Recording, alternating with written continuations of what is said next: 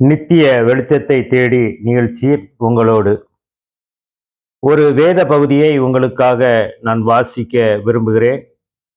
1 கொரிந்தியர் 7ஆம் அதிகாரம் 15ஆம் வசனத்தின் பின்பகுதி. சமாதானமாய் இருக்கும்படிக்கே தேவன் நம்மை அழைத்திருக்கிறார். இன்றைக்கு அநேக குடும்பங்களிலே இன்றைக்கு சமாதானங்கள் இல்லை, சந்தோஷம் இல்லை, மகிழ்ச்சி இல்லை. கணவன் மனைவிக்கும் இடையே, பெற்றோருக்கும் பிள்ளைகளுக்கும் இடையே நல்ல உறவுகள் இல்லை, சமாதானம் இல்லை. வேதம் சொல்லுகிறது, துன்மார்க்கனுக்கோ சமாதானம் இல்லை. ஆனால் சமாதான பிரபுவாகிய நம்முடைய கர்த்தராகிய இயேசு கிறிஸ்து நம்மை சமாதானமாய் இருக்கும்படி அழைத்திருக்கிறார். எப்படிப்பட்டதான சமாதானம்? அது உலகம் கொடுக்கவும் முடியாது, உலகம் எடுக்கவும் முடியாது. அப்படிப்பட்டதான ஒரு சமாதானத்தை நமக்கு கொடுக்க அவர் வல்லவராய் இருக்கிறார்.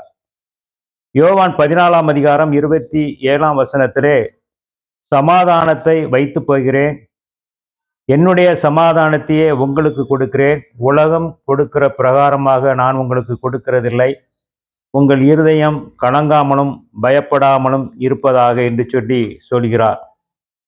இயேசு கிறிஸ்து என்ன சமாதானம் செய்கிறார்? அவர் எப்படி சமாதான காரணர்?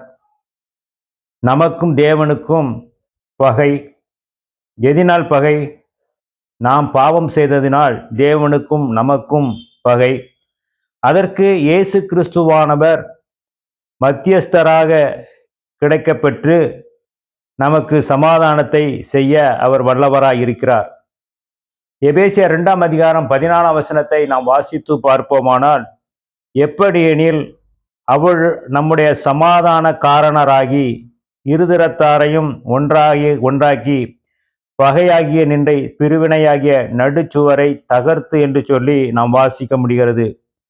அந்த பிரிவினையாகிய நடுச்சுவரை தகர்த்து சமாதானம் பண்ணத்தான் கர்த்தராகிய இயேசு கிறிஸ்து இந்த உலகத்திற்கு வந்தார் என்பதை நாம் அறிந்து கொள்ள வேண்டும். நமக்கு ஒருவரோடு ஒருவர் பிரச்சனை, சண்டை என்றால் நாம் அந்த பிரச்சனையை எப்படி பார்க்கிறோம்? ஒருவேளை அந்த பிரச்சனைக்கு நாம் நிரந்தர தீர்வு காணாவிட்டால் சமாதானத்தை இழந்து விடுவோம். ஆனால் அந்த பிரச்சனைக்கு தீர்வை நாம் கண்டுவிட்டால் நாம் எவ்வளவு மகிழ்ச்சியை அடைவோம். அதுபோல இயேசு கிறிஸ்து தேவனுக்கும் நமக்கும் இடையே இருக்கிற அந்த பிரிவினையை அவர் தகர்த்து அவர் சமாதானத்தை அவர் கொடுக்க வல்லவராய் இருக்கிறார். வசனம் 17ஆவது வசனத்தில் எப்படியா சொல்கிறது? அல்லாமலும் அவர் வந்து தூரமாயிருந்த உங்களுக்கும் சமீபமாயிருந்த அவர்களுக்கும் சமாதானத்தை சுவிசேஷமாய் அறிவித்தார் என்று சொல்லி நாம் வேதத்திலே வாசிக்கிறோம். ஆகவே நம்முடைய வாழ்க்கையிலே தேவன் இயேசு கிறிஸ்துவனுடைய அந்த சுவிசேஷத்தை நாம் ஏற்றுக்கொள்ளும் பொழுது நமக்கு சமாதானம் கிடைக்கிறது என்பதை நாம் அறிந்து கொள்ள வேண்டும். இந்த உலகத்திலே பாடுகள், கஷ்டங்கள், இப்படிப்பட்டதான காரியங்களிலே நமக்கு சமாதானம் கிடைக்காத ஒரு சூழ்நிலையிலே நமக்கு சமாதானத்தை கொடுக்க ஒருவர் உண்டென்றால் அவர் நமக்கு இயேசு கிறிஸ்து ஒருவரால் மட்டுமே அப்படிப்பட்டதான சமாதானத்தை நம்முடைய வாழ்க்கையிலே கொடுக்க முடியும். பிலிப்பியர் 4ஆம் அதிகாரம் 7ஆம் வசனத்தை பார்த்தோமானால், அப்பொழுது எல்லா புத்திக்கும் மேலான தேவ சமாதானம் உங்கள் இருதயங்களையும் உங்கள் சிந்தனைகளையும் கிறிஸ்து இயேசுவுக்குள் காத்து கொள்ள கடவுது என்று சொல்கிறார். எல்லா புத்தி என்ற சொல்றமானால் உலக அறிவு ஞானத்திற்கு அப்பாற்பட்ட ஒரு சமாதானத்தை நமக்கு கொடுக்க வல்லவராய் இருக்கிறார். ஏசாயா சொல்கிறான், உம்மை உறுதியாய் பற்றி கொண்ட மனதை உடையவன் உண்மையே நம்பியிருக்கிறபடியால் அவனை பூரண சமாதானத்தோடு காத்து கொள்வீர் என்று சொல்கிறார். ஆகிய உலகத்திலே எத்தனையோ நமக்கு காரியங்கள் கொடுக்கப்பட்டிருந்தாலும், பதவிகள் கொடுக்கப்பட்டிருந்தாலும், பட்டங்கள் கொடுக்கப்பட்டிருந்தாலும், வருமானங்கள் கொடுக்கப்பட்டிருந்தாலும், திரளான ஆஸ்திகள் நமக்கு கொடுக்கப்பட்டிருந்தாலும், நமக்கு சமாதானம் இல்லாவிட்டால் இந்த பூமியிலே நாம் வாழ்ந்து பிரயோஜனம் இல்லை என்பதை நாம் அறிந்து கொள்ள வேண்டும்.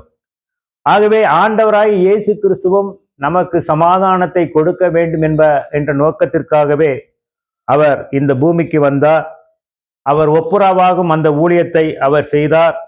இருதரத்தாரையும் அவர் ஒன்றாக்க அப்படிப்பட்டதான ஒரு காரியத்தை அந்த பிரிவினையாகிய நடுச்சுவரை அவர் தகர்க்க வந்தார் என்பதை நாம் அறிந்து கொள்ள வேண்டும். ஆகவே அருமையான தேவனுடைய பிள்ளைகளே, இந்த நாட்களிலே நம்முடைய வாழ்க்கையிலே இந்த சமாதானத்தை நாம் பெற விரும்பினோமானால், நம்முடைய வாழ்க்கையிலே நாம் கர்த்தராகிய இயேசு கிறிஸ்துவை நம்முடைய சொந்த இரட்சகராக நம்முடைய வாழ்க்கையிலே நாம் ஏற்றுக்கொண்டு நிச்சயமாக நாம் அவருக்குள்ளா வாழ நாம் பிரயாசப்படும் பொழுது தேவ சமாதானமானது உங்கள் இருதயங்கள்ல, சிந்தனைகள்ல அது காத்து கொள்ளும் என்பதில் எந்த விதமான சந்தேகம் இல்லை.